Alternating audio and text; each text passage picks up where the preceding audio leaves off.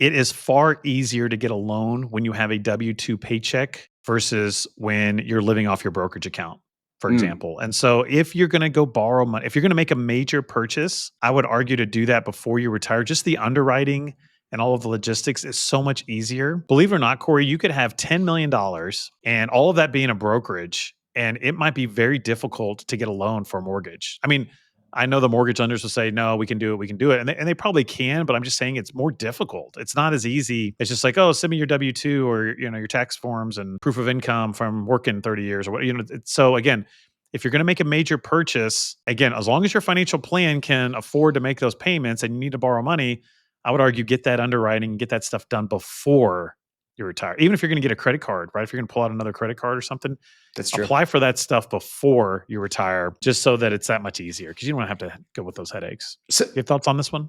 I do. Yeah. Let's just go a little bit further.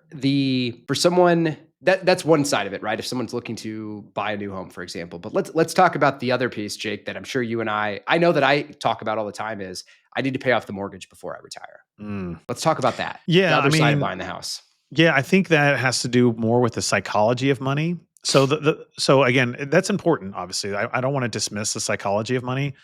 But for us, what we try to do is do what the numbers say. So I would encourage anyone that's thinking that to first meet with their financial planner and say, okay, I want to pay off my house, run a scenario of me paying off my house and run a scenario of me making these payments and which one is better and give me the pros and cons of each. So you have to weigh that. But I think this concept of going debt free into retirement is from people in the Depression era Mhm. and under different circumstances where leverage wasn't as much of a tool. And so I just want to caution people that if that's what is ingrained in your psyche, I don't want to dismiss it. I want to acknowledge that, but I would encourage you to look at the math before you make any decisions.